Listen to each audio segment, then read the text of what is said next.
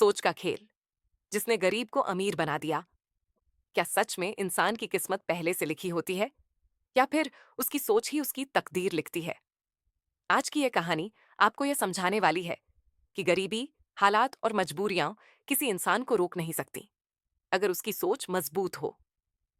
ये कहानी है एक ऐसे लड़के की जिसने खाली जेब और टूटे हालातों के बावजूद अपनी सोच के दम पर अपनी जिंदगी बदल दी। ये कहानी सिर्फ एक व्यक्ति की नहीं है, ये कहानी हर उस इंसान की है जो हालात से हार मान चुका है और जिसे एक नई शुरुआत की जरूरत है। कहानी शुरू होती है एक छोटे से कस्बे से, जहां कच्चे घर, टूटी सड़कें और सीमित सुविधाएं थीं। यहां जिंदगी आसान नहीं थी। हर दिन संघर्ष से शुरू होता और संघर्ष पर ही खत्म होता। इसी कस्बे में रहता था रमेश। रमेश का परिवार बेहद गरीब था।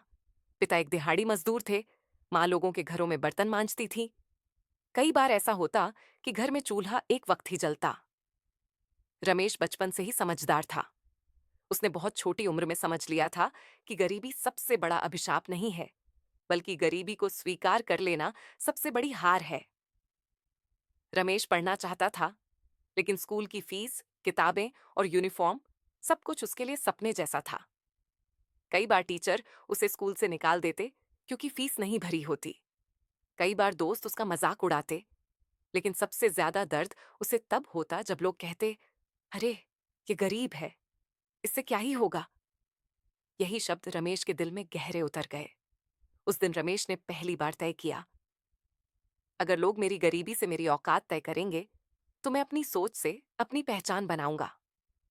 रमेश के पास महंगी किताबें नहीं थीं, लेकिन उसके पास सीखने की भूख थी। वह कबाड़ी की दुकान से पुराने अखबार लाता, उन्हें पढ़ता, नए शब्द सीखता।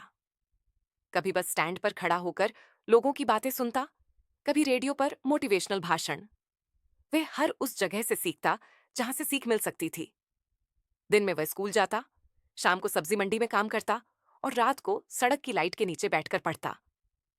लोग हंसते थे, इतनी मेहनत किस लिए, आखिर में तो मजदूर ही बनेगा। लेकिन रमेश मुस्कुरा देता, क्योंकि उसकी सोच बदल चुकी थी। समय बीतता गया। रमेश ने 12वीं अच्छे नंबरों से पास की। अब बारी थी कॉलेज की, लेकिन फीस इतनी ज्यादा थी कि उसके पिता की साल भर की कमाई भी कम पड़ जाती। उस रात रमेश ने अपने पिता को रोते हुए देखा।